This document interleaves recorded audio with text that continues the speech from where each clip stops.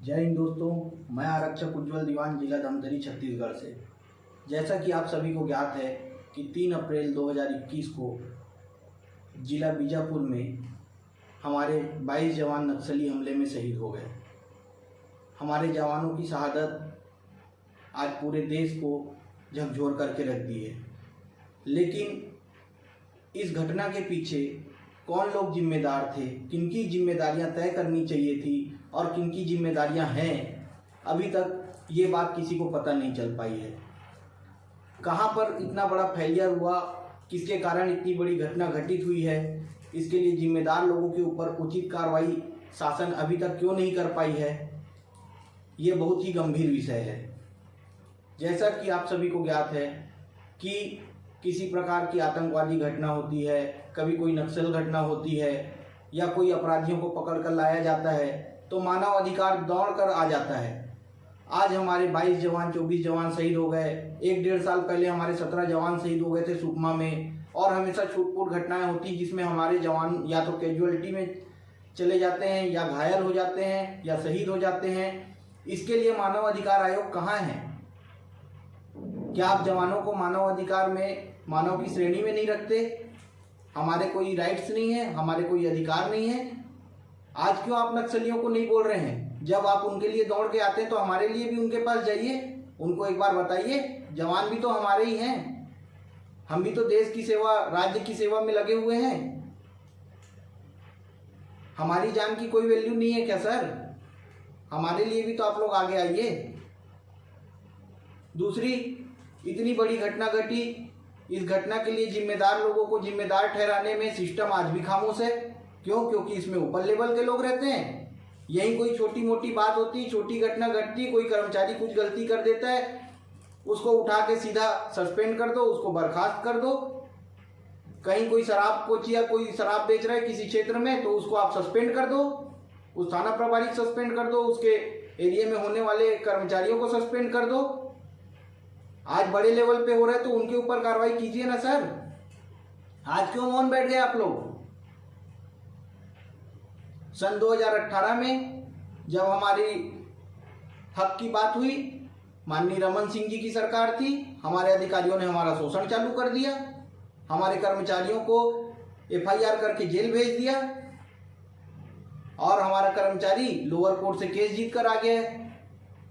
अब जब जो गलत झूठा FIR किया गया था उन अधिकारियों का क्या हुआ सर? उनके ऊपर क्यों कार्रवाई नहीं हुई आज तक के? उनके ऊपर भी कार्रवाई कीजिए, कानून तो सबके लिए बराबर है। उस समय हमारे परिवार वालों को धमकाने के लिए दुर्ग में एक एडिशनल SP मैडम गई, परिवार वालों को बोल रही तुम्हारे पतियों को बर्खास्त कर दिया जाएगा, तुम्हारे उसको बर्खास्त कर दिया जाएगा। कौन आपको इतना राइट्स देता है? आप उनके ऊपर आज तक कोई कार्रवाई नहीं की है। वीडियो है सर उसका मेरे पास। VIPों के पीछे दौड़ते रहेंगे। 5 साल के लिए नेता आते हैं, लेकिन आप लोग भारत के सबसे बड़े एग्जाम को फाइट करके आते हैं, UPSC। कुछ हमारे अधिकारी PSC लेवल के होते हैं। आप राज्य के, देश के सबसे बड़े एग्जाम को फाइट करके आते हैं, पढ़े लिखे होते हैं, उसके बाद आप लोग नेताओं के आगे नतमस्तक होते हैं। वो जो बोल दिए वो सही, आप अपनी बात को रख नहीं पाते उनके बीच में।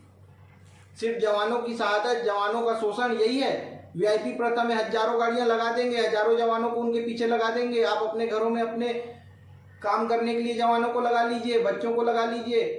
जवानों के पूरे जो अधिकार हैं उनको ना दे करके आप अपने घरों में लगा लीजिए, सब कुछ उनके पीछे अपने लगा लीजिए।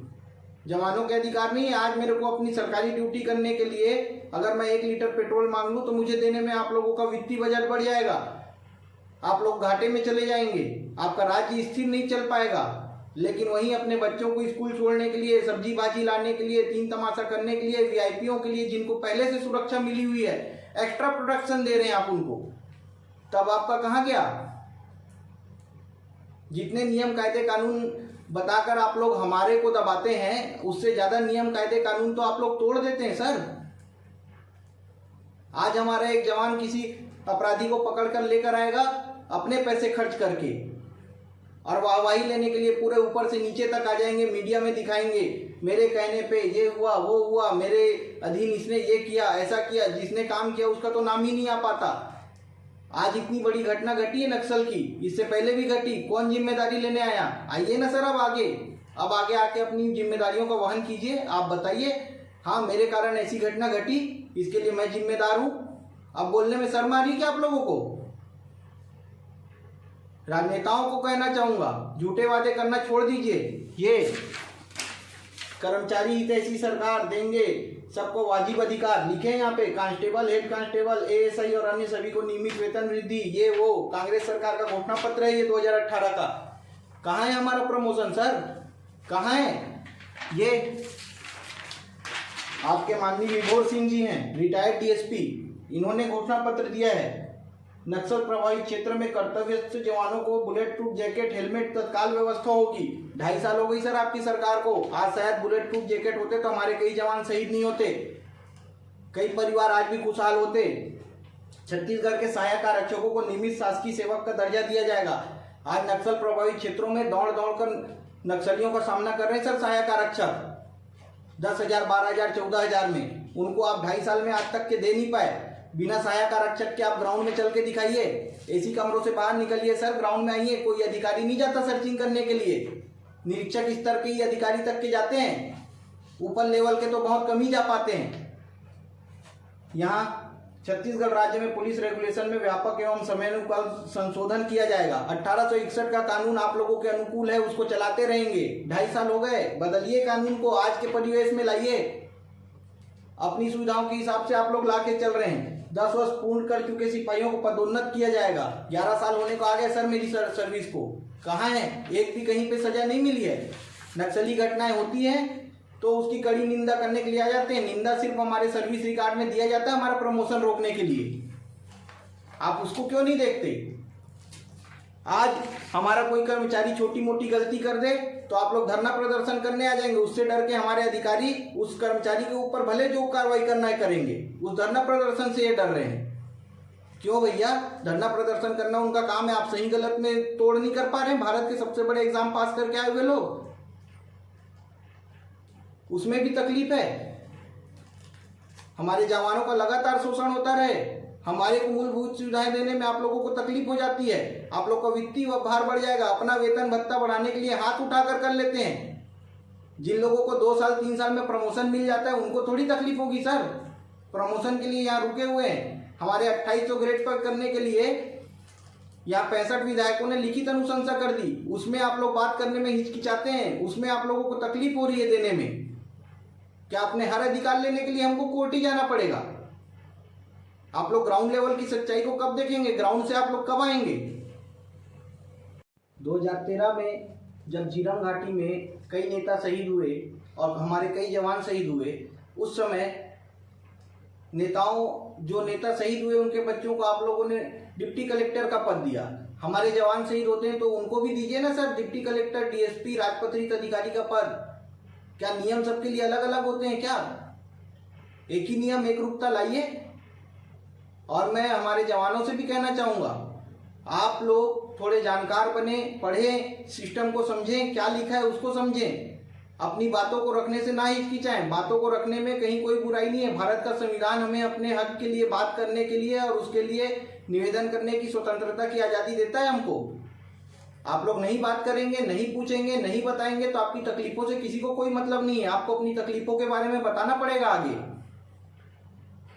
जो भी है जवान भाई अपनी बातों को आगे रखें और हमारे अधिकारियों को चाहिए कि हमारी बातों को गंभीरता पूर्वक ले, ग्राउंड में आकर देखें ग्राउंड में क्या क्या तकलीफें हैं। एसी कमरों में बैठकर सर निर्णय लेने से नहीं होता है। ग्राउंड की सच्चाई ग्राउंड में ही कंप्लीट हो पाती है। लगातार तकलीफों से गुजरते हुए हमारे जवान आज कितनी तकलीफ में है। राजनेता तो आते हैं 5 सालों के लिए, 5 साल में अपना काम किए चले गए, झूठे वादे करते हैं, इनके एक भी वादे पूरे नहीं हो पा रहे हैं। ऐसे लोगों से हम क्या उम्मीद करेंगे? सिर्फ हमारे जवान जान गंवाते रहें और हम लोग शोषण में पलते रहें। जरूरत की सारी चीज़ें, जो पैसे हमारे परिवार के लिए खर्च होने चाहिए, वो पैसे हम अपनी ड्यूटी में लगा के खर्च करते हैं। एक बार आके सोचिए, उस चीज़ को ग्राउंड में करके देखिए। आप तो ऊपर से आदेश देके निकल जाते हैं, ये चाहिए मेरे को, तुरंत होना चाहिए।